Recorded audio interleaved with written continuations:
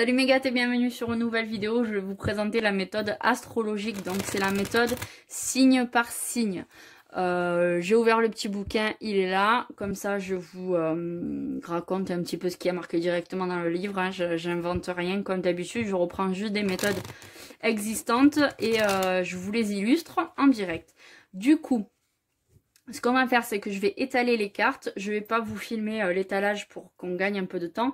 Donc on va tirer pour les lions parce que je suis lion. Hein, et ici, à la coupe, donc on a la nouvelle et la mort. Hein. Peut-être qu'il y a des lions qui vont apprendre la fin de quelque chose. Alors, c'est pas forcément un décès. Ça peut être un décès, malheureusement. Mais ça peut être aussi la fin de leur travail, par exemple. Qui ne vont pas reprendre leur boulot. Que leur entreprise va fermer. Que c'est pas très gai tout ça. Mais ça peut être aussi salutaire. Hein. La fermeture de quelque chose, la mort de quelque chose, ça peut être quelque chose de bon. Parce que si vous avez que des ennuis, bah, ça peut aussi signifier la fin de vos ennuis. D'accord? Allez, on est parti. Je vais étaler les cartes. Et je vous reprends de suite dès que j'ai fait mon petit schmilblick. Voilà, donc j'ai étalé mon jeu. Et je vous donne une petite astuce. C'est de mettre quelque chose sur la première carte. Parce que si vous n'avez pas forcément la place d'étaler correctement votre jeu, ce qui demande quand même une certaine place, hein, pour être sûr de ne pas vous tromper sur la première carte, de ne pas la mélanger avec la deuxième ou la 12e, mettez quelque chose dessus, comme ça vous savez quand vous démarrez que vous partez pas de travers, parce que chaque petit A a sa signification et qui est assez important. Donc on va commencer avec le tas numéro 1 qui correspond à la personnalité, à l'aspect physique du consultant. Donc ici, je dirais même plus, vu que c'est un tirage sur les lions, à l'aspect général des lions actuellement. Ben, physiquement, il y a du changement, il y a du renouveau. Les lions, ils se transforment, d'accord? Donc c'est très très bien. Numéro 2, ce sont les acquisitions, les biens matériels et la vie financière. Donc il y a de la force. Hein. Ici, on est en confinement. Je tire ce tirage au mois d'avril. Vous le verrez peut-être qu'au mois de mai. Mais ça représente quand même la force. Le fait peut-être d'être en confinement, bah, du coup, vous gaspillez moins d'argent dans des bêtises. Vous mettez de l'argent de côté. Il y a quand même une idée de force derrière. Donc c'est bien. Le tas numéro 3 correspond aux frères, aux sœurs et à la communication et aux écrits. Alors ici, le frère, pour moi, ça représente vraiment le fait de... Comment je vais dire? Ben, d'essayer de renouer avec ce jeune homme. Donc ça peut être votre frère, effectivement, peut-être même un cousin, un fils, un homme... pas forcément de moins de la trentaine comme peut le suggérer la carte, mais un homme peut-être un peu immature avec qui vous auriez peut-être eu éventuellement une brouille ou quelqu'un que vous n'avez pas contacté depuis longtemps. Donc c'est l'occasion de renouer avec ce jeune homme si vous êtes lion. Il faut savoir que des fois, par rapport au tas, une carte personnage va sortir et ça du coup ne va rien représenter de particulier. Il faut du coup prendre la carte dans son sens neutre, positif ou négatif, vous voyez? Donc ici, j'ai vraiment ce ressentiment que c'est une communication qu'il faut faire avec ce jeune homme, mais sur d'autres tas, si le personnage sort, généralement les personnages sont neutres, donc il faudra prendre ça comme une réponse neutre, c'est-à-dire que rien ne se passe, rien ne se perd, rien ne se crée, rien ne se transforme, voilà, rien ne change, tout est égal à lui-même.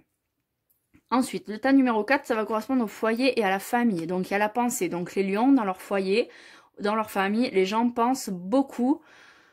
C'est un petit peu normal en cette période. Ensuite, le tas numéro 5 correspond à la création, aux œuvres et aux enfants. Donc, vous voyez, par exemple, ici, le personnage, j'ai sorti une femme.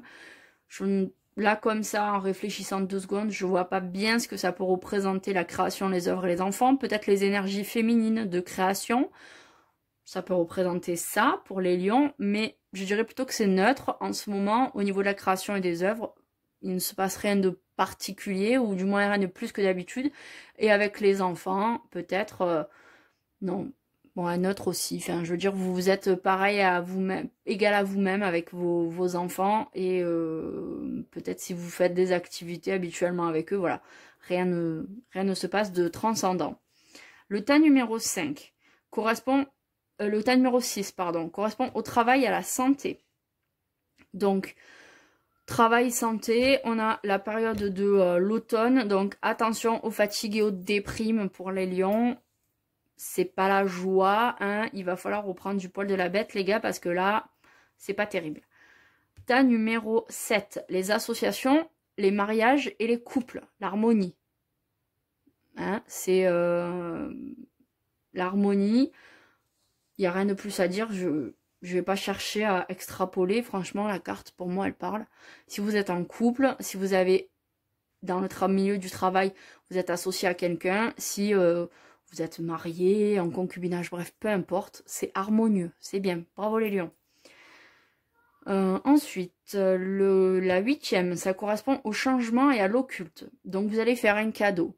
Vous allez offrir quelque chose de votre personnalité. D'ailleurs, je crois que j'ai retourné la carte comme ça, mais en réalité, du coup, il faudrait que je retourne la carte comme ça. Je sais pas pourquoi j'ai cette manie de toujours tourner les cartes comme ça, alors que je sais très bien que... Voilà, mais je le fais tellement spontanément. Donc, comme on était parti dans ce sens, vous allez faire un cadeau à quelqu'un. Les lions, vous allez donner de votre personne, très certainement.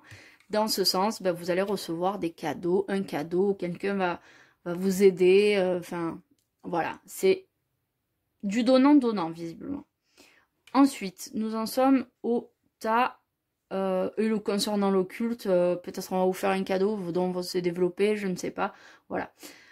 Tas numéro 9, voyage et transport. Hop, je refais la même bêtise, mais bon, il n'y a pas de sens sur cette carte. Donc, je disais voyage et transport, peut-être des voyages en couple, des voyages voilà, à deux. Si vous êtes confiné avec vos enfants, ben, peut-être que très bientôt, vous allez faire un petit voyage à deux ou retrouver votre amoureux si vous n'étiez pas confiné avec lui. Donc, voilà, c'est tout ce que je vois dans cette carte. Je pense que, entre parenthèses, j'ai l'habitude de retourner comme ça parce que je suis en train de voir pour un nouveau jeu en ce moment de faire de nouvelles vidéos. Et du coup, comme il n'y a pas de sens aux cartes, je pense que j'ai pris cette manie-là à cause de ce jeu. Bref, le tas numéro 10 correspond à la situation sociale, la maladie. Je pense que j'ai pas de dessin à vous faire hein, actuellement. Je tourne cette vidéo au mois d'avril. Je vous rappelle pas que nous sommes en plein confinement à cause du coronavirus. Donc, situation sociale, hein, voilà. Tas numéro 11, la protection, les amis et les projets. Donc ici, nous avons l'homme. Ici, soit un homme vous protège, vous, en tant que lion, soit on prend cette carte pour se caler, c'est-à-dire neutre. Donc, il ne se passe rien de spécial avec vos amis, rien de spécial dans vos projets et rien de spécial. Vous n'avez pas forcément besoin de vous protéger puisque voilà, il ne se passe rien, c'est neutre. Ce qui est logique en cette période de confinement, je le rappelle. Vous ne voyez pas vos amis et vos projets sont plus ou moins à l'arrêt puisque vous ne pouvez pas faire ce que vous voulez. État numéro 12 correspond aux épreuves, aux maladies et aux ennuis. Et là, c'est pareil, neutre. Donc, vous n'êtes pas plus malade que ça, vous n'aurez pas plus d'épreuves que ça et pas plus d'ennuis que ça. Forcément, en restant à la maison, logiquement, on ne devrait pas être trop mal. Et le tas numéro 13 correspond à la surprise. Donc la surprise, c'est l'été. Donc qu'est-ce qui va se passer durant l'été? Plein de belles choses. Est-ce que c'est que nous allons avoir en tant que lion une belle surprise d'ici 3 mois donc, et en plus du coup pendant l'été. Donc on est avril, mai, juin, juillet. Voilà, ça peut représenter plusieurs aspects. Cette carte numéro 24. Voilà comment se déroule un tirage astrologique. Comme je vous disais, le mieux c'est d'avoir une petite photo du signe, peut-être même dessous, vous voyez, vous mettez votre signe, votre petite image ou votre petit bonhomme, votre petite représentation au centre. Vous posez la carte de la surprise dessous ou dessus en fonction de votre support et après vous tirez. Donc voilà comment on va interpréter la méthode astrologique. Elle représente grosso modo un mois, donc c'est bien de la faire à la fin du mois pour le mois suivant et de donner vraiment cette intention-là à votre tirage ou de le faire le premier jour du mois. Vous pouvez compléter certains... Alors, comprenez bien que si vous faites un tirage général pour les signes en général, donc ici je vous fais un tirage pour les lions, il n'y a pas besoin de rajouter des cartes parce que c'est vraiment général. Tous les lions du monde ne vont pas avoir exactement ce chemin-là. C'est global, ça va correspondre à un maximum de lions. Après, ça dépend de beaucoup de choses, votre ascendant, etc., etc. Donc, rajouter des cartes, ce serait dommage, étant donné que c'est quelque chose de global. Maintenant, si vous faites un tirage astrologique à une personne en particulier, ou que vous le faites pour vous-même, vous allez pouvoir tirer d'autres cartes pour compléter votre tirage, puisque là, c'est pour un signe, mais le signe d'une personne bien précise, d'accord ? Donc, ne faites pas l'erreur de rajouter des cartes pour un tirage général.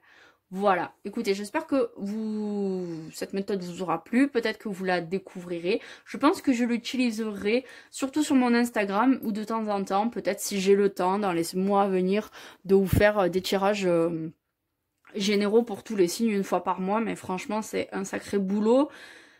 Je ne sais pas, mais je pense que je l'utiliserai assez régulièrement quand même. Je trouve que cette méthode est assez sympa et assez parlante. Je vous fais de gros bisous et je vous dis à très bientôt pour une nouvelle vidéo.